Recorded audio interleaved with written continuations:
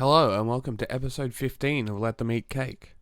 This episode we speak to War Noir, a weapons researcher that has focused in the Middle East, and naturally, now Ukraine.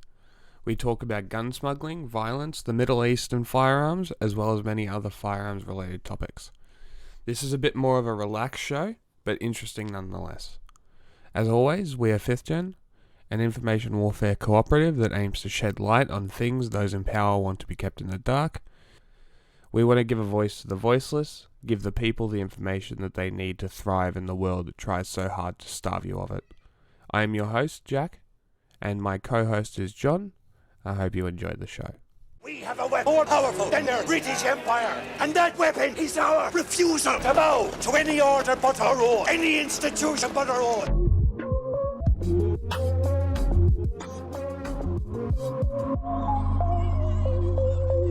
Hello, my name is War Noir. I'm an anonymous and a researcher. I mostly focus on firearms in Middle East, other regions too, but mostly Middle East. Where's the main place where arms are coming out of in the Middle East? Everywhere. We see weapons from Iraq in Syria or Turkey, or Libyan weapons in Syria. It's pretty complicated. How do you know that they're Libyan weapons in Syria? Well, for an example, we see AK-1032 rifles, which are produced for Libya. They have three burst options, and they are quite common in Syria. Or another possibility is the Valmet rifle, the Finnish one, which appeared in Syria just like that. Finnish rifles is very surprising. Why Finland? Well, the Valmet rifle is used by different countries in Middle East. We did not just say in Syria, but also in Egypt. It's actually used by ISIS in Sinai region, and it was captured by security forces 2 years ago. So are the Finns selling this rifle, or is it just coming into their hands through black market? There are some examples of the Finnish Valmet rifle in this case, which is likely purchased by the Qatar years ago, and of course with the proliferation it appeared in different countries. Let me show the picture of the Valmet rifle in Syria. Here is an example from a market in Idlib, Syria, a territory controlled by the HTS. So it's like Finland's AK variant, but it kind of looks like it has like almost like a vented MP5 front. The barrel was shortened, most likely in the region. The handguards was ripped off, and there are some small modifications, but it's actually based on the AK rifles. Its appearance resembles the Israeli Galil rifles as well. 7.62 rifles are the most common rifles in Middle East. Just because it's available? Yeah, you can buy the ammo from everywhere.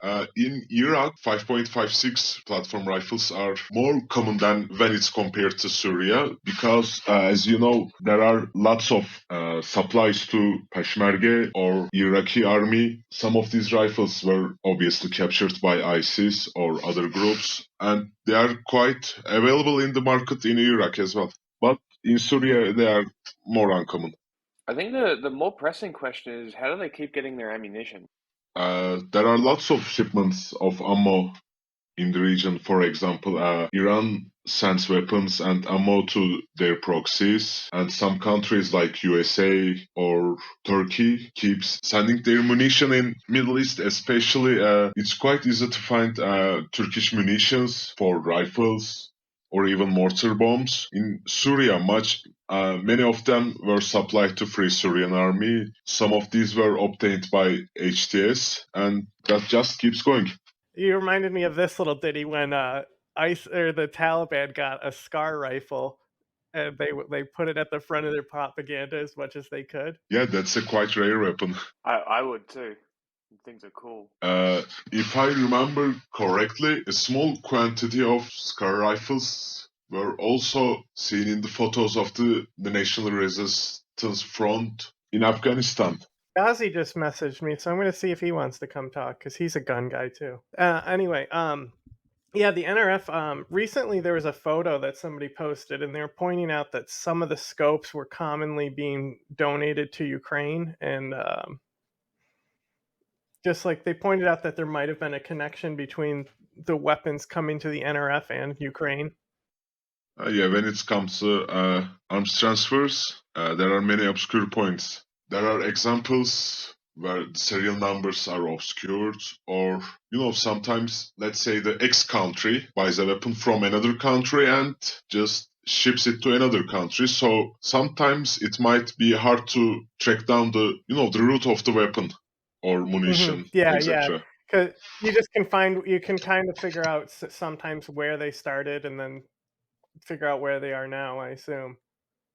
Yeah, Do you see a lot of outside weapons coming into the Middle East? yeah, there are many of them, but smuggling between the Middle East countries are very common, and Ace describes the Middle East as one big gun buyback program.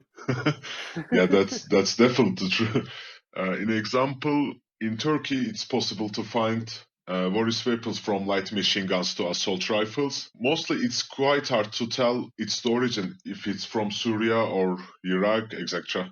Because Syria are normally using Iraqi rifles. Yeah, in Syria, there are some rifles which are smuggled from Iraq, and also you can see the weapons smuggled from Syria into Iraq. It's basically a mixed bowl of the weapons.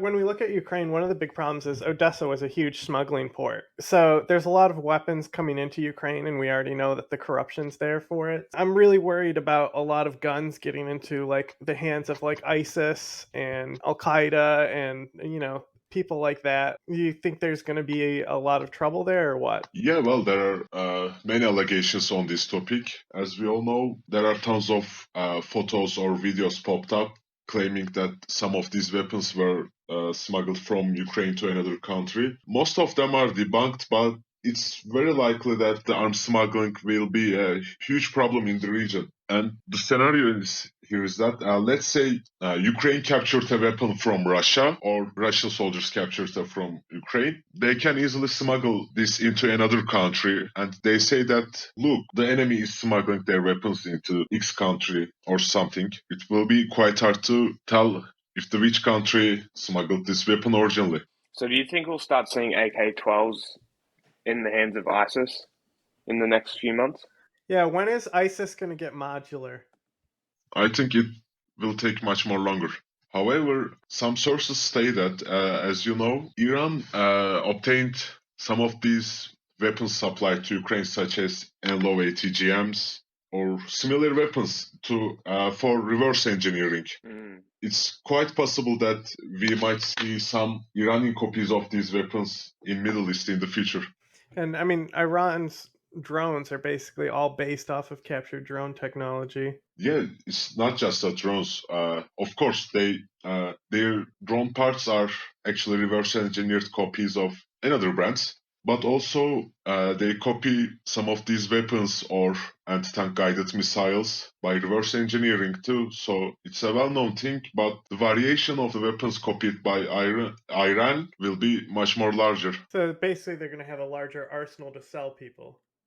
Yeah, they can supply it to Houthis or another group in the Middle East. But seeing Iranian weapons, the new ones, if they can actually copy, let's say, NLO, it will take more longer to show up in Africa compared to other Middle East countries, in my opinion. A lot of arms that came out of Libya, but like even most of those didn't end up in West Africa. They ended up in the Middle East. Besides the Iraq and Syria, of course. For example, the clashes between the ISIS in Sahel and the Al-Qaeda branch, JNIM. There's a North Korean weapon showed up recently. It was in the region for a while. Show you the picture. That's the North Korean F7 RPG projectile. It can be noted by the grayish color and red stripe on here. Some time ago, the Conflict Armed Research Group released a report on the weapons in Sahel, and they also included the North Korean F7 projectile. And thanks to their work on this field, it was revealed that the F7 projectile that they mentioned was originated from Libya. So this F7 projectile was also from Libya, most likely. So it doesn't surprise me that North Korean guns would end up in Africa. Yeah, it's not very surprising, but I actually like seeing North Korean weapons during the clashes between non-state armed groups. Because it's something new, something different? Yeah, it's very uncommon compared to most of the weapons, so it's kind of exciting. And like, it wasn't long ago when we were seeing a lot of homemade guns in these African conflicts, and now most of them have AKs. How did it come to go from like wooden guns that they hammered together to actual AKs? Producing weapons underground is happening in almost every region. So actually, the AK copies in Africa, especially the ones in the Nigeria, are very primitive and quite awful compared to Middle East actually. So I think they just build it. They don't really work hard on these rifles. There are very likely multiple malfunctions. But yeah, in that it basically fires, which is something. What's going on, guys? I found the potato cam. Ah, yes, this one.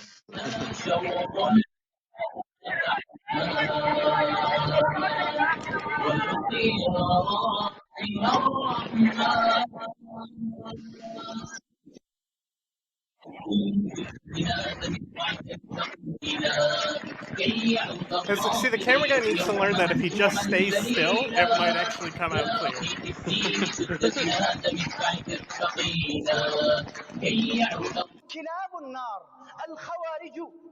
Yeah, also in this video, we see that Al-Qaeda actually captured that North Korean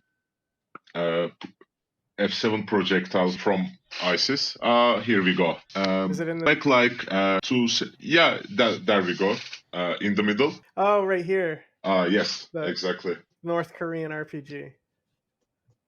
The party. Looks like I joined it at a good time, honestly. Okay, hey, let's Where's fill this Ace North in Korean on the art? North Where Korean was this? stuff. Yeah, where was this found? The Mali. Okay. He had a picture of it earlier, so... Most important, smuggling. That's the smuggling of the drugs, weapons, alcohol, tobacco, like real smuggling. That's also a huge problem. And Odessa is a leader for that, for sure, because 65% of all goods that are coming to Ukraine, they're coming through Odessa. Customs is one of the most corrupt areas. Like that's the place of the huge cash flow. That's a very corrupt institution. And to create this, like island, like this clean island in this lake of corruption, it's really important for business, and this support is always with me. But on the other hand, of course, I have people who are like smugglers who couldn't work in Odessa anymore. They just changed and went to other customs when they still can negotiate. Can you tell me a little bit like about writing with Militant Wire? Yeah, well, I was on Twitter for a while and I was in touch with Lucas and Potemkin Brain. One day we just actually decided to make a new platform for analysis of conflicts in different regions. Actually, the background story, but actually we did much more better than I expected, and people actually liked it in a very short time. I mean, I wasn't expecting that, to be honest. Yeah, I mean, you're when did you start? Relatively recently, right? We decided to open the website, the Twitter account, or other things like a year and a half before, maybe. Let me remember. Yeah, It was I have it right here. It says September. Oh, yes, 2021. Yeah, you've had a lot of positive feedback with that. What exactly do you do with them? Yeah, well, the Militant Virus actually focuses on the conflicts in any regions. I mean, we cover Latin America or Philippines or Middle East, Africa. We actually thought that there weren't a lot of platforms which managed to stay neutral. Unfortunately, most of the platforms actually turned into propaganda machine. I mean, there are lots of platforms that basically copy and paste from different websites. So we want to create something more unique where we all do the analysis, and the job we have done actually turned out to be great. Really, we have great writers from different regions, and this is actually a huge advantage for us. I mean, we can ask about any country and we can find a writer who can inform us in a very short time. I just want to ask question. Exactly, what are you guys using as what do you use to verify that information from that writer? Or you got to take his word at face value? Well, we mostly, of course, usually wait for the visual verifications. If we can't, in some scenarios, if we can't verify anything, let's say the A source claimed that, however, the B source claimed the contrary. So we include the both allegations until one of them is verified. If there's a visual verification, or let's say if both sides in some conflict confirm the information, let's say in a conflict, how many militants die or how many soldiers died, if both sources confirm the allegations, it can be considered verified. Of course, in some cases, it's impossible to verify some of the allegations or the claims, especially in the clashes between, between an unstaying armed group and another army. Said the more like militia kind of conflicts. Yeah, in Middle East. Yeah, I mean, we look at this recent hotel attack in Kubal. Like ISIS is just going with they killed 30 people there. Yeah, that So- was pretty huge. For example, let me show you the one. So yeah, these guys, I found their drip very curious. Yeah, the photo. Interestingly, Yeah, it's taken inside the hotel. yeah, apparently the security was not working very well. Something I see a lot of, especially like looking at your guys' website and just kind of tracking like Islamist militant activity recently, is a lot of it seems to target like the Chinese and Chinese influence in whatever region. Like you have another article on your website that talks about Al-Shabaab kind of making a statement of sorts against Chinese influence in East Africa. Yeah, we actually try to cover many regions as we can. Do you think the jihadi violence against China is escalating? Yeah, apparently their propaganda are escalating very quickly. Where do you think these two guys come from? Because from what I've heard is that they were recently radicalized. These two militants, it's quite hard to tell, but in my opinion, they are very likely foreign fighters, which are actually called muhajirs, maybe from Tajikistan or Uzbekistan. They look think Tajik definitely. or Uzbek. Nah, they don't look Uzbek. Yeah. They He doesn't don't look they don't Uzbek. He really definitely looks like Pashtun or anything like one of them that. mixed race, half Pashtun, half Tajik.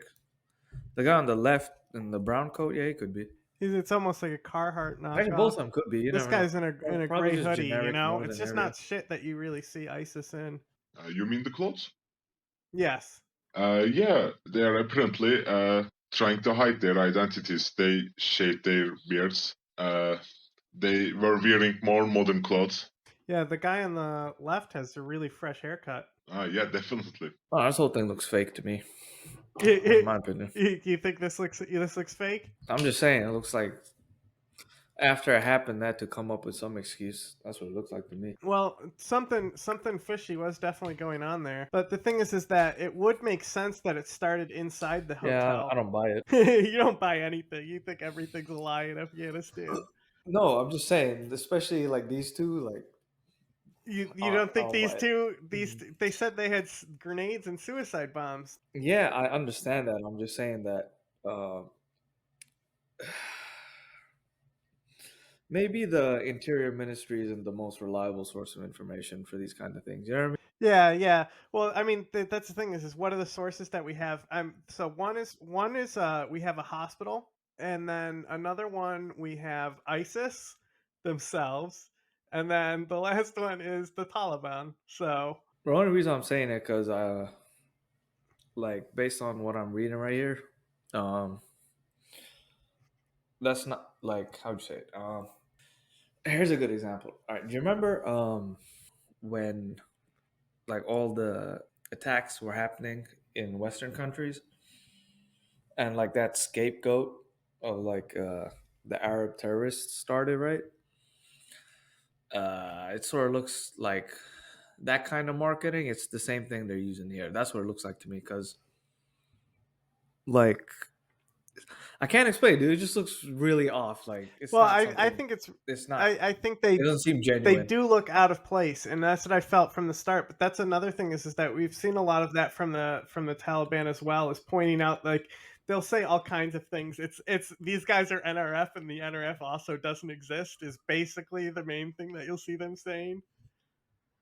Yeah, it's. I think the. Well, it's funny. It's funny because it's like ISIS in Afghanistan and the NRF operate like in the same areas, or like based out of the same areas.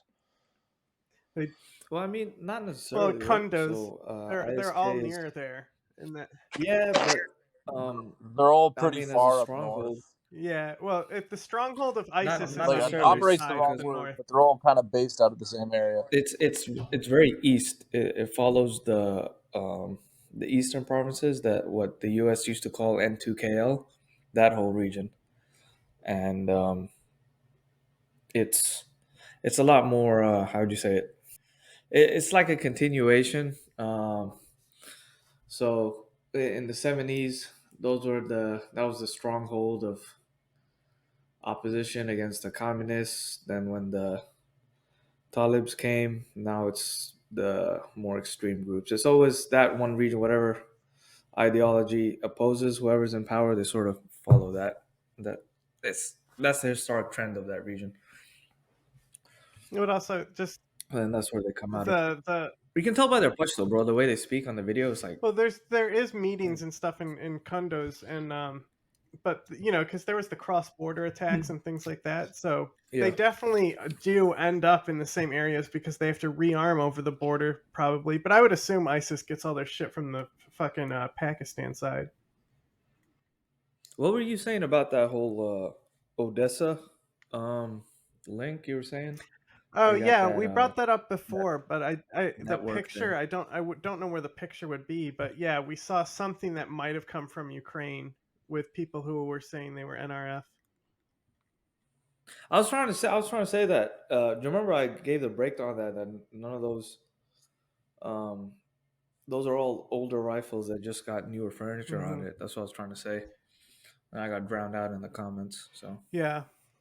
but I see what you're saying in regards to Kunduz and all that. But um, I would say that I don't because none of this is organized. It's all really like local level. It's really hard to decipher who's who and who's Yeah. following what. It's kind of The chaotic. the lines between the groups in And Afghanistan also, are these blurring. regions are really big, right? Like, and when you say like, oh, Kunduz, where exactly, and how many neighboring districts and everything like that, it's a very large area that's very sparsely populated, and so it's hard to say, um, oh, these come from the same area and they're working together. I would stay away from that, saying that. Even if the interior minister tries to Oh, say I that don't kind listen of to the stuff, interior at all. I wouldn't buy it. He's got some hilarious points though. He's like, he's he has some interesting points, but yeah, I wouldn't take any of like this intelligence things. I wouldn't take any of that from him. To what extent should an arms transfer or sales program play a role in our foreign policy? Senator Biden. Well, it seems to me that we have an expression, those of us who practice law before coming to the Congress, that hard cases make bad law. And I think it's very difficult to make sweeping statements and generalities about arms control policy, but to the extent that one must be made, it seems to me that the U.S. Should have be both restrained and prudent in making arms transfers and arms sales, while at the same time recognizing that in particular circumstances they can be very vital and important to U.S. interest.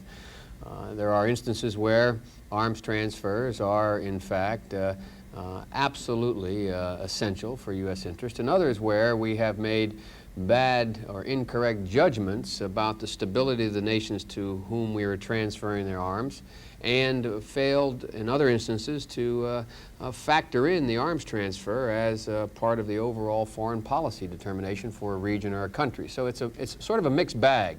I think it's neither indispensable, as this administration says, nor should it have been an exceptional tool of foreign policy as the last administration indicated. Okay, so let's get back on the topic of talking about some guns. Sorry, my bad. I like guns. Jack, you want to get in there? Guns good, buy guns. That's my pitch. Yeah, Smith and Wesson, 6-hour menu. Let's go. Buy local. Who makes stuff in Australia, dude? What do you guys even have out there? Buy local? What do they make? Like Hang on. like those big caliber rifles? Yeah, big Yeah. AR clones that like they're bolt action. Mm. But, Yeah, it's the same thing in England. They have manufacturers there. They make those big custom ones for like safari hunting. But our Makes our sense. main one, which my 22 was, is called Lithgow, and they make the Australian AUG clones, the Steyr clones. Does your guys' military use those? Yeah, that's our service rifle is Okay. a modular, modernized Steyr, basically. Is that SIG Oh my MCX clone thing? god. You were saying something there, and then we started talking about specifics on domestic Australian rifles. I was actually gonna ask That's interesting. about what happened in Australia. I saw the news, but haven't read it yet. So basically, there was a missing persons case that came across, and they went to do a wellness check because they got a tip. I guess the guy who did it and his buddy or brother or whoever it was, were the ones that gave the tip, and they just ambushed the cops. They sent 4 cops, 3 were shot, 2 died. So There's wait, nothing so much they were. more to it. Was there ever a wellness check to begin with, or were they just planning to ambush the cops the whole time? Yeah, they were likely just planning to ambush the cops. What was the motive? Did they have one? No, they're gonna try and tie it to anti-government sentiments and shit. The same shit that America does, really. So they've already tried to implement, or they're already trying to implement, a national gun registry because of it. They're gonna try and pin it on like extremist anti-government stuff, so libertarians, lockdown crowds, that sort of stuff. They're gonna use all their new police powers to crack down, and we're all fucked. And this is the creep, right? This is the slow creep. Nice. And it's not necessarily tied to these events, but it's like these events are utilized by the government to forward their agenda, which is disarming the population, ultimately. But this is, and that's not connected to this event at all. Like it's not good, depending on who you ask. Oh, here we go. But like in Australia, it's very subservient. So the police are like, we're basically groomed into liking the police through schools. It's go on about it for ages. It's Kinda hilarious. creepy. But basically they've set them up in a way that they are one of the pillars, and if that goes, then everything goes. And great,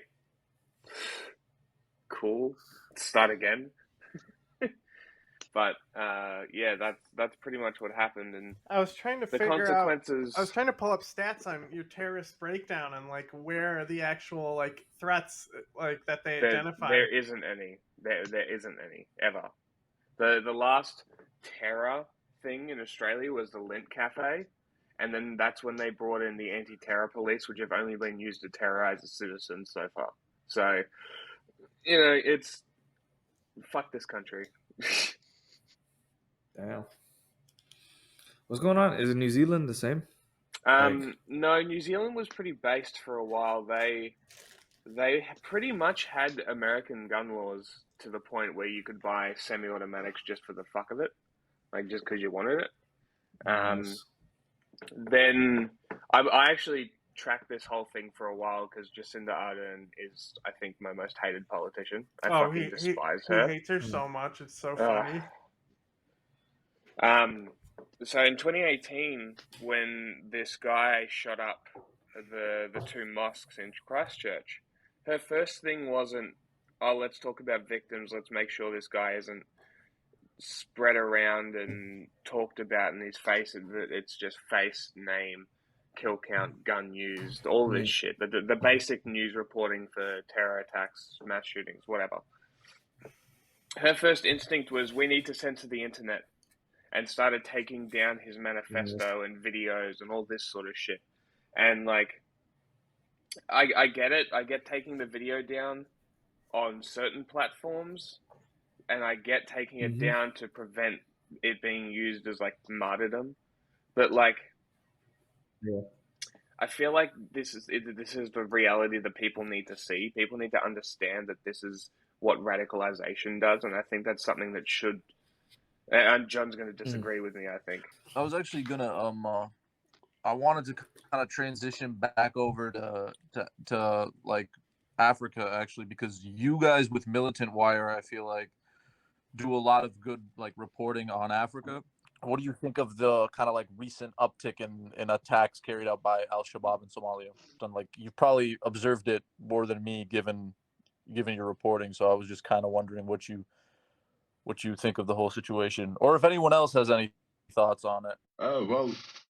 Besides the view of other writers, I can say some stuffs about my opinion. I think the things are getting rather escalated because, like a few weeks ago, some officials from the Somalian government asked for the locals to not attend the Islamic courts of Al-Shabaab, and I kind of feel that the Somalian government is kind of afraid of the local support of the Al-Shabaab, because if some people go to the Islamic courts of Al-Shabaab instead of the Somalian government, it's actually quite, risky.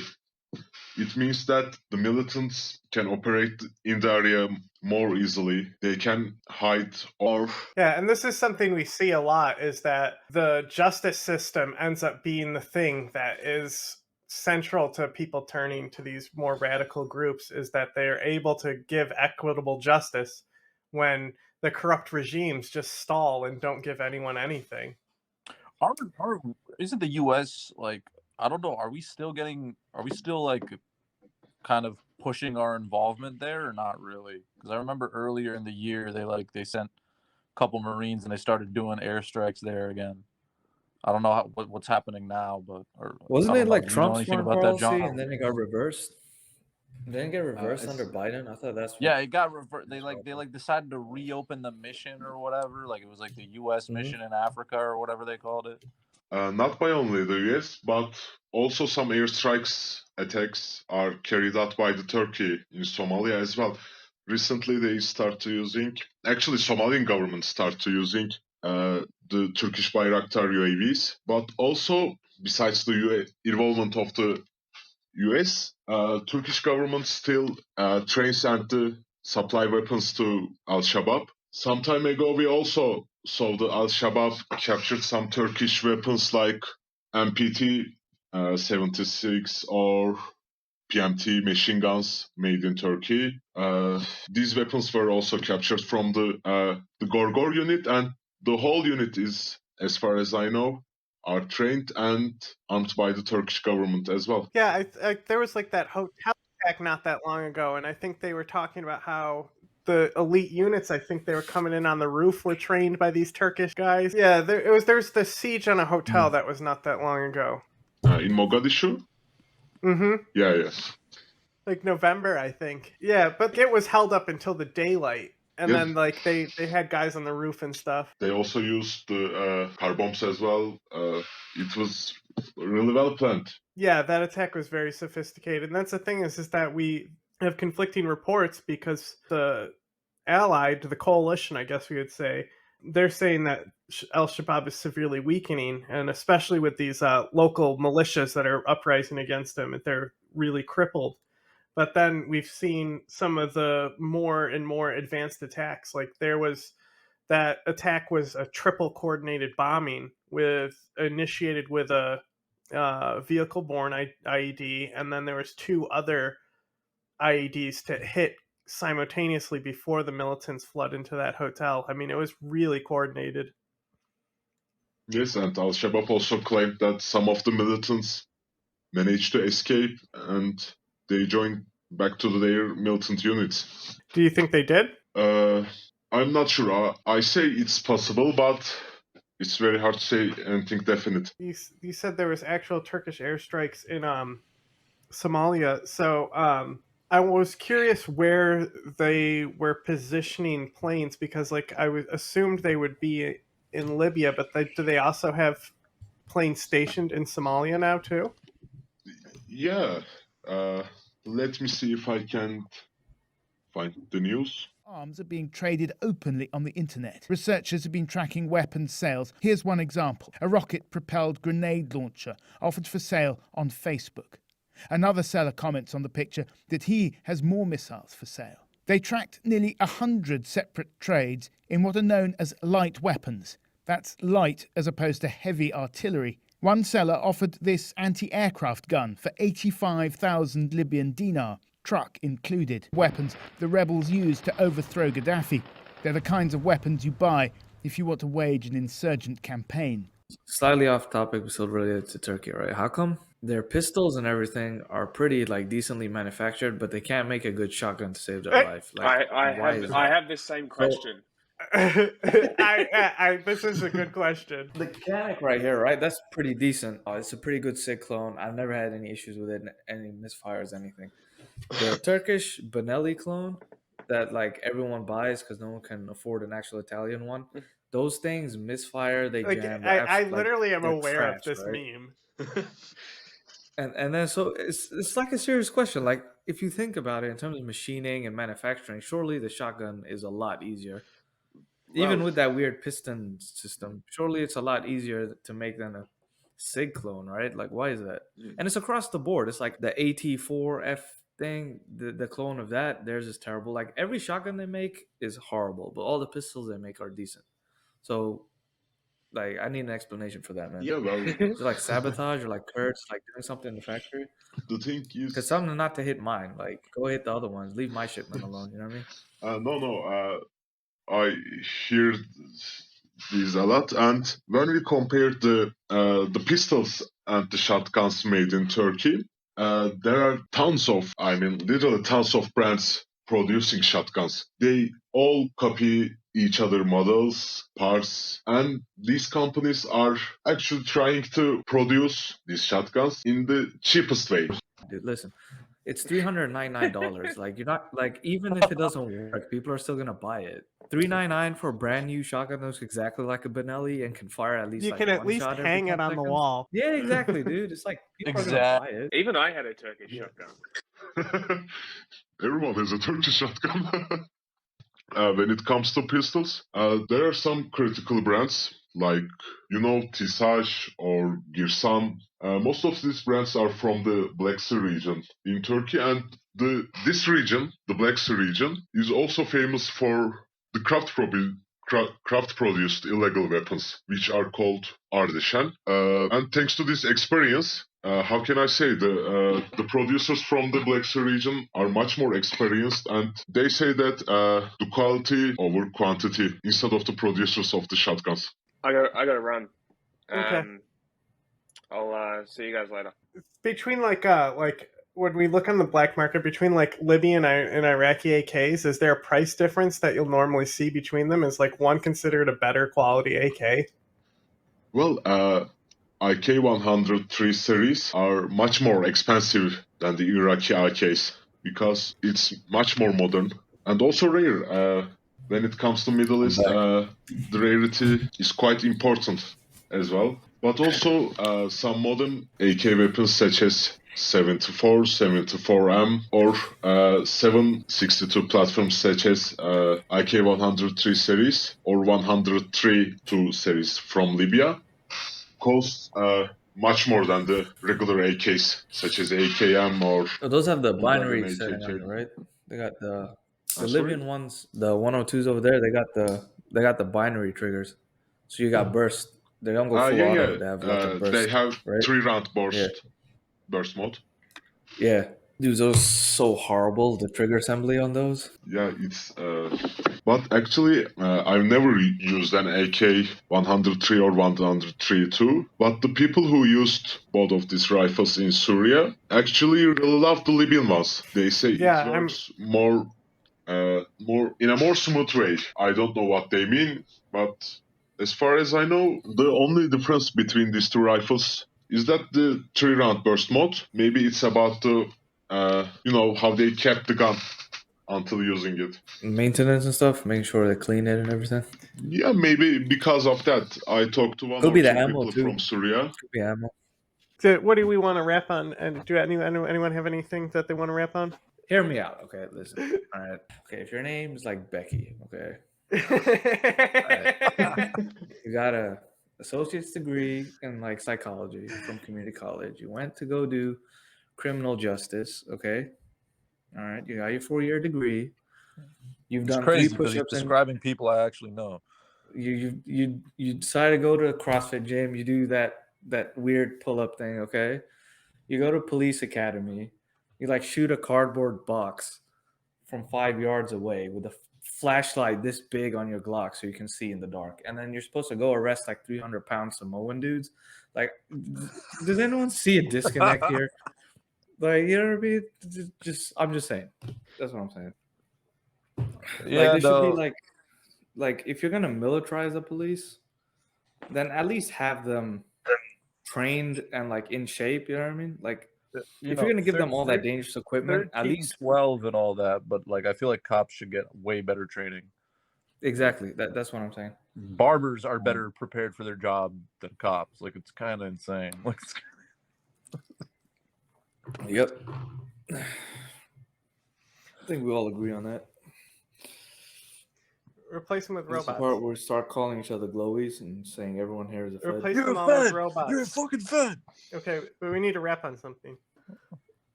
Oh my god. I mean, I see nothing wrong with this image. You know those guys like, dude, I'm telling you, man.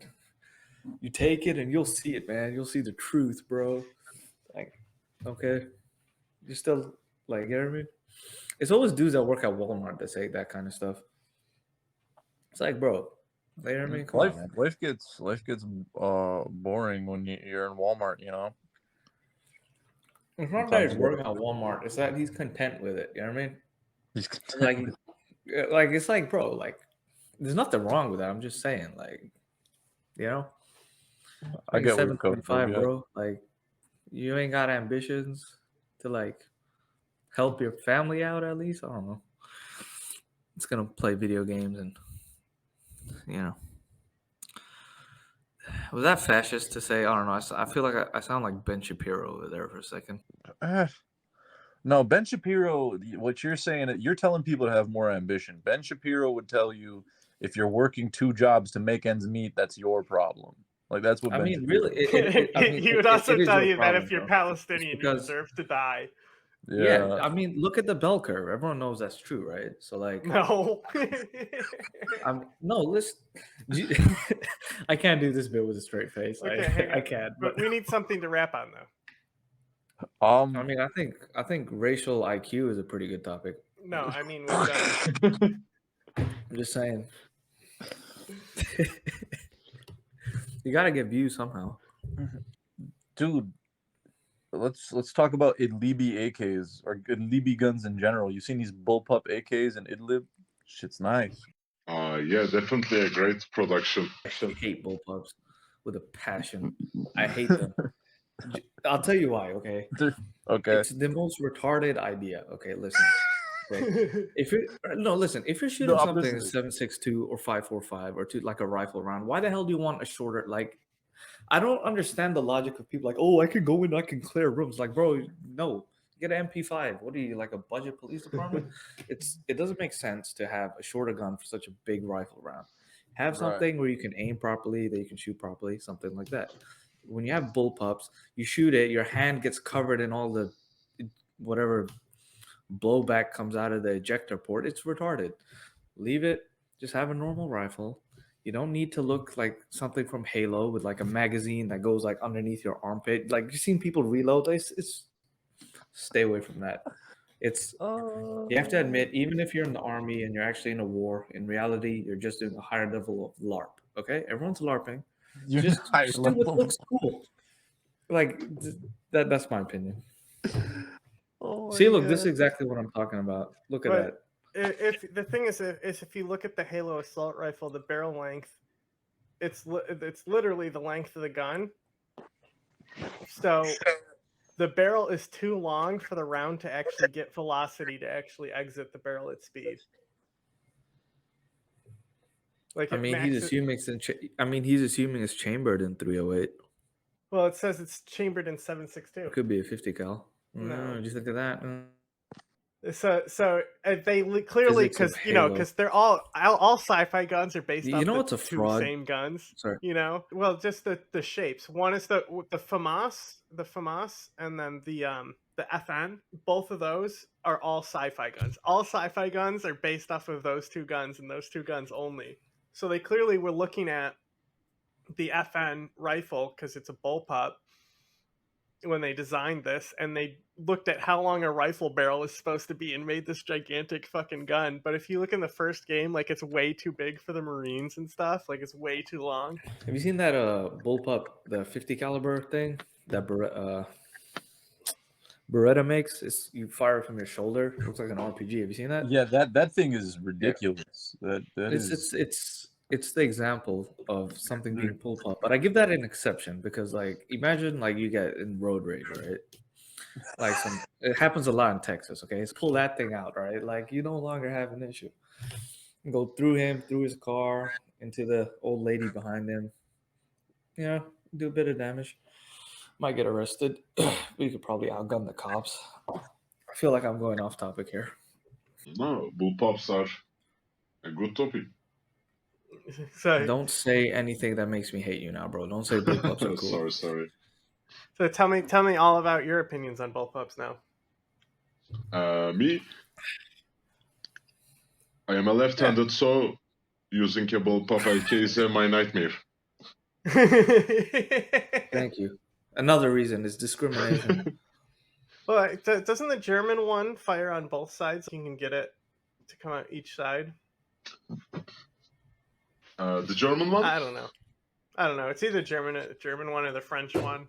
There are more than one weapon with this feature, but in Idlib bullpup AKs, you have to deal with it. So why do you think they've gotten so popular in Idlib?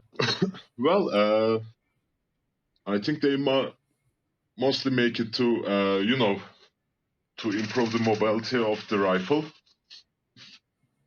Because they make them, so it's like their trademark, I guess. Yeah. Also, these weapons are mostly by Chechens or other Russian-speaking militants. So the bullpup conversations are, how can I say, quite popular in their region. So they basically brought this trend to Idlib, and also originally these rifles in Idlib too are called Bulka. I have no idea why. It is actually a name of a type of Russian bread or something like a fruit. But I think they just use this name since it resembles the bullpup. I was gonna say I thought it's because like it was just a flood of like late '90s, all those garbage gun patents that Russian companies made that sort of ended up, like he said, in Chechnya and all these areas. They sort of just dumped that like supply of unwanted metal production literally over there.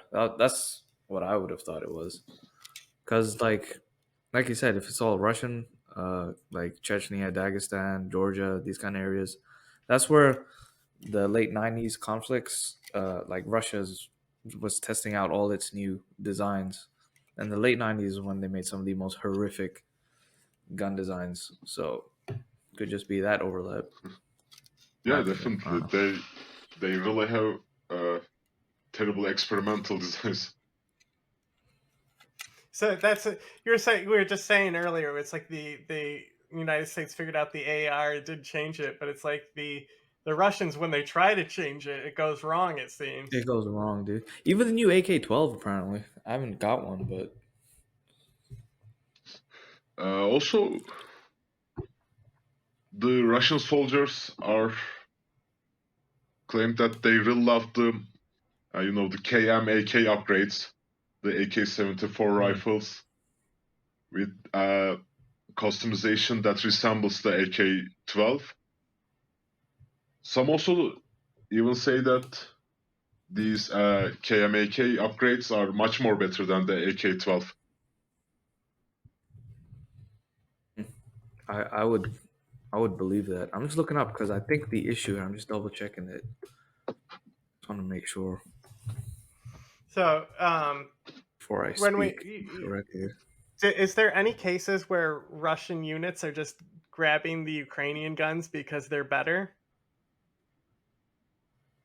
You mean Ukrainian AKs or Yeah. the weapons such as M4 or FN's Well, cars? because we've seen some of these deployments where they're going in with like rusty weapons and stuff.